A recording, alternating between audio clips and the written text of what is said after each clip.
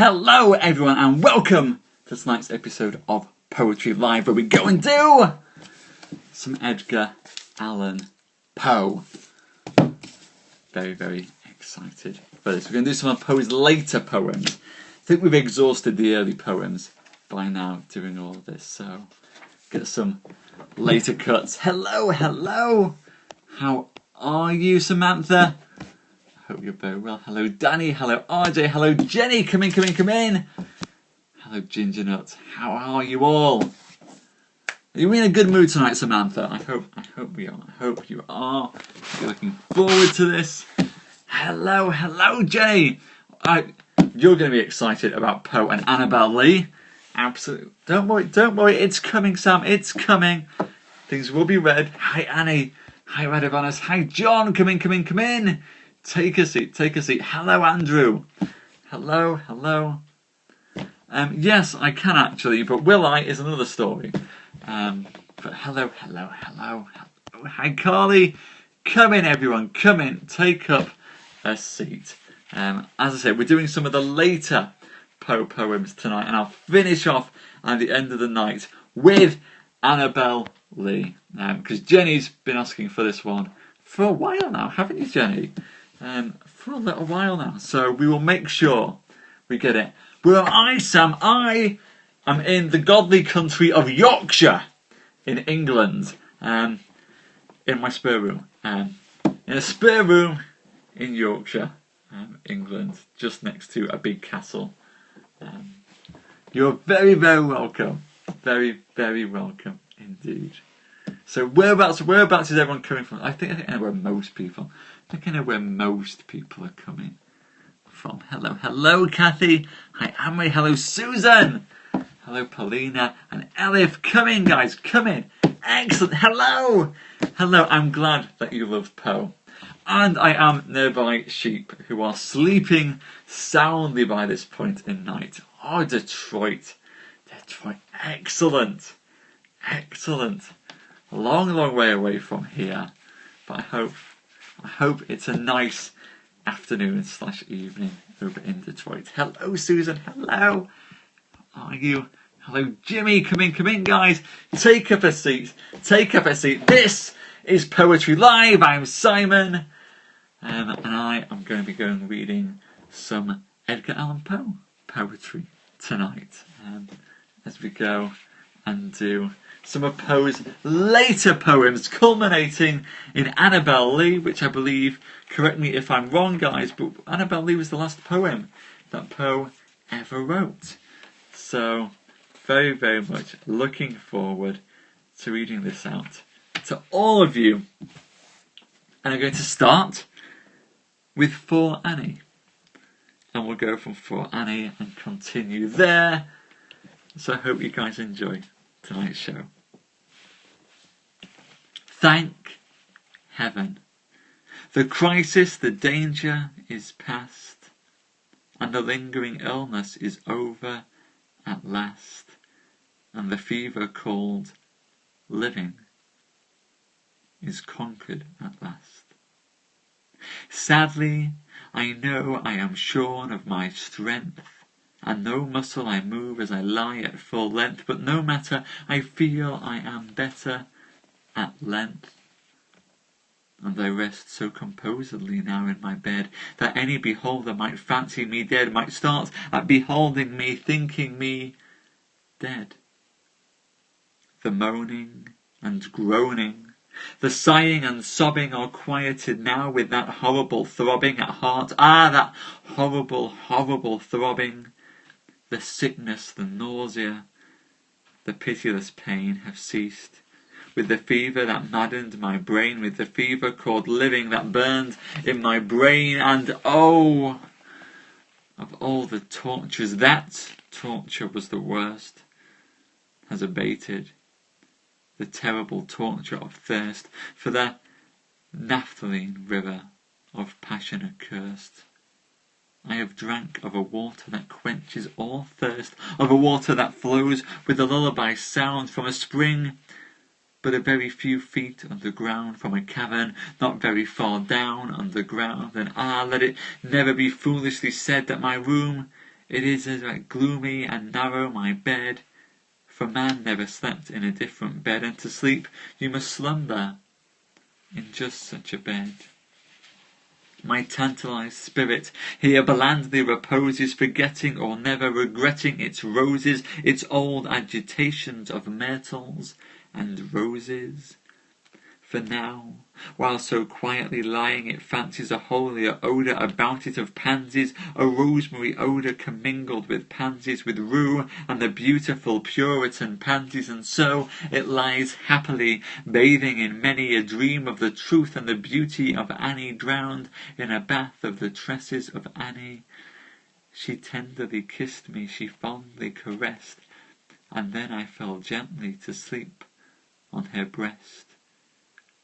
Deeply to sleep from the heaven of her breast. When the light was extinguished, she covered me warm, and she prayed to the angels to keep me from harm, to the Queen of the angels to shield me from harm. And I lie so composedly now in my bed, knowing her love, that you fancy me dead, and I rest so contentedly now in my bed with her love at my breast, that you fancy me dead, that you shudder to look at me thinking me dead. But my heart, it is brighter than all of the many stars in the sky, for it sparkles with Annie, it glows with the light of the love of my Annie, with the thought of the light of the eyes of my Annie. There, Poe, tormented by thoughts of death. Nice and dramatic for you all.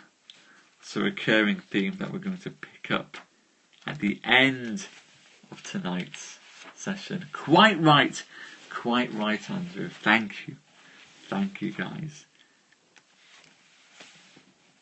I'm going to continue tonight's poetry as I go and read Ullalum for our next poem. Glad you like that, Jenny. Glad you like that.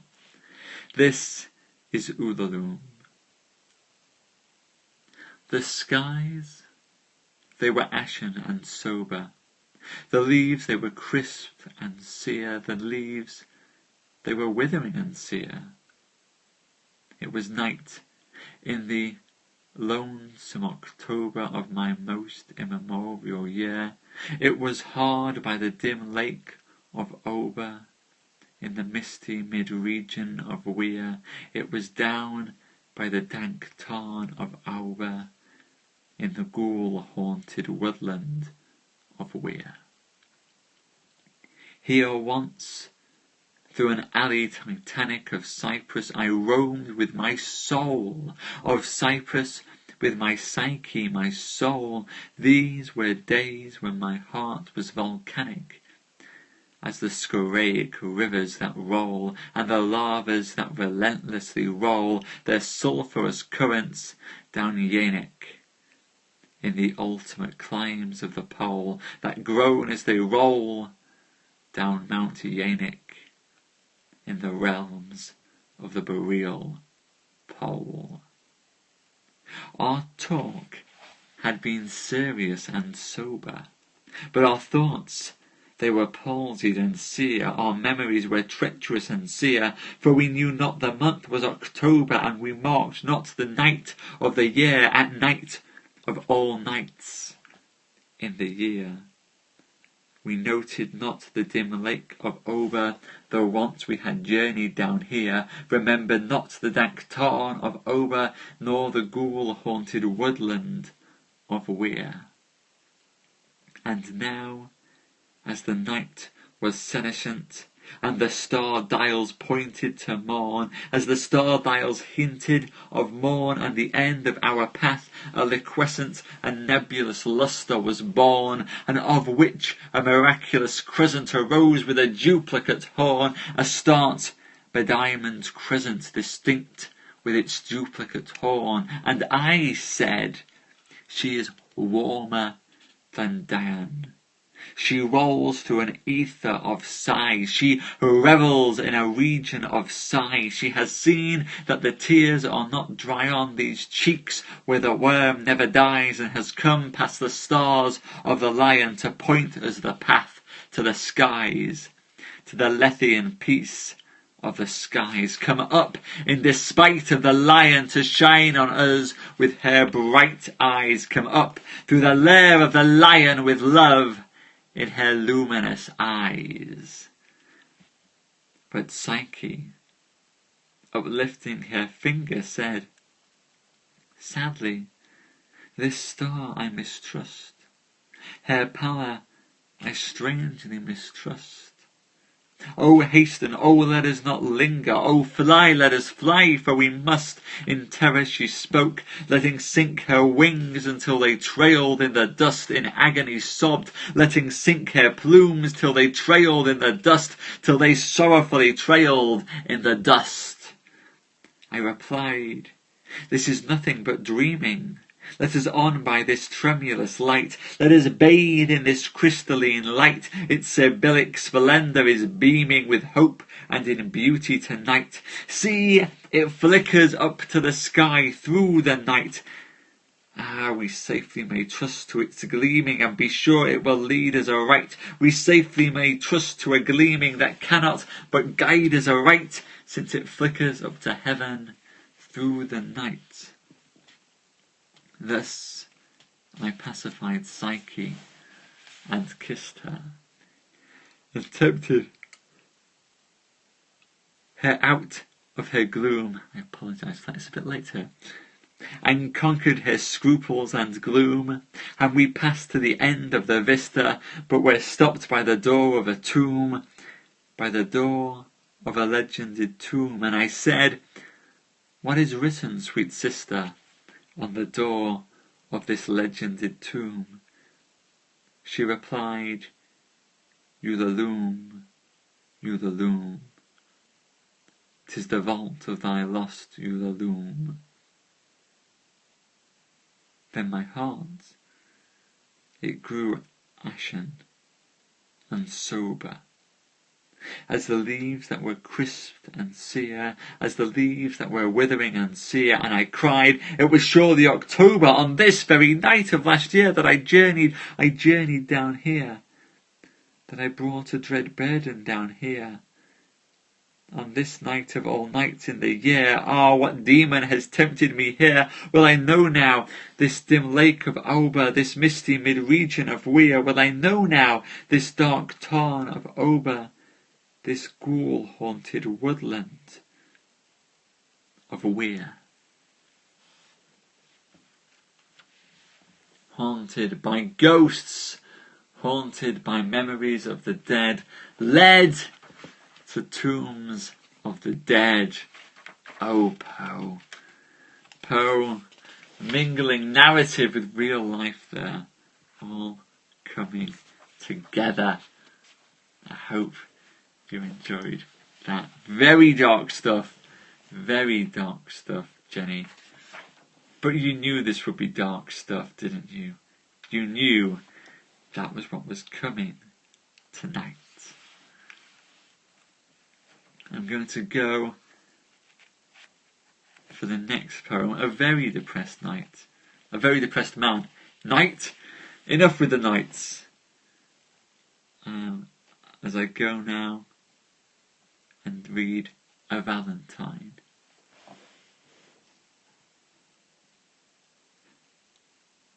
For her this rhyme is penned, whose luminous eyes brightly expressive as the twins of Leda shall find her own sweet name, that nestling lies upon the page enwrapped from every reader. Search narrowly the lines, they hold a treasure divine, a talisman, an amulet that must be worn at heart. Search well the measure, the words, the syllables. Do not forget the trivialest point, or you may lose your labour, and yet There is in this no Gordian knot which one might not undo without a sabre, if one could merely comprehend the plot enwritten upon the leaf, where now are pairing these scintillating souls. There lies Perdus, 3 eloquent words oft uttered in the hearing of poets by poets, as the name is a poet too, its letters, although naturally lying, like the night, a night, Pinto, Mendes, Ferdinando, still form a synonym for truth. Cease trying. You will not read the riddle, though you do the best you can do.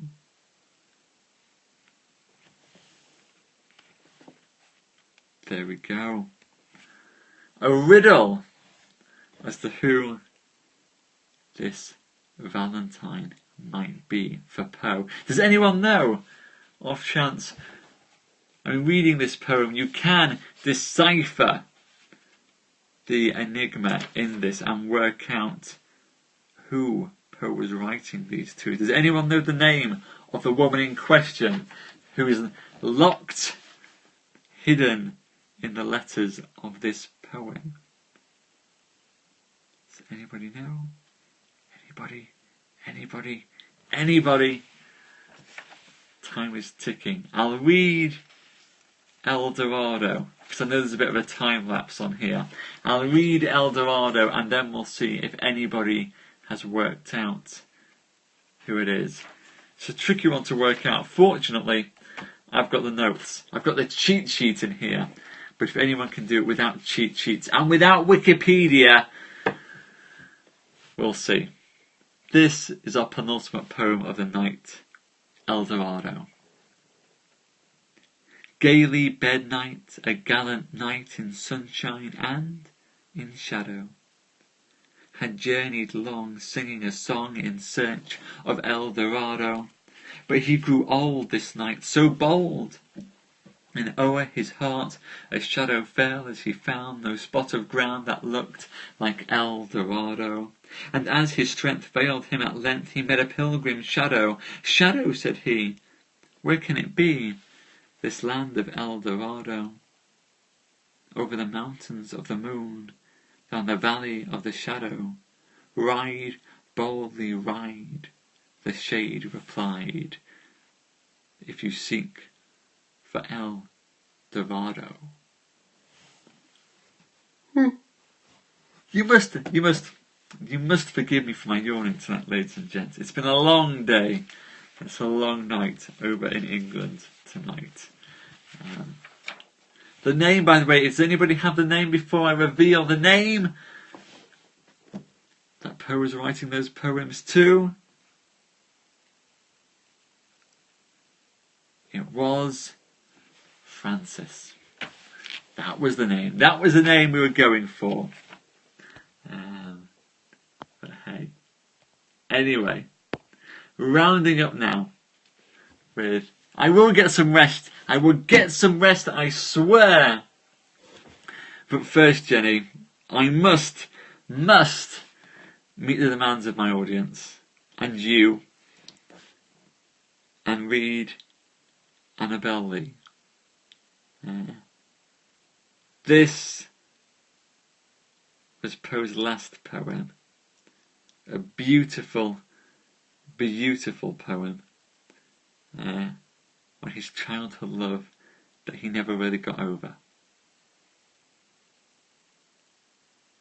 It was many and many a year ago, in a kingdom by the sea, that a maiden there lived whom you may know by the name of Annabelle Lee.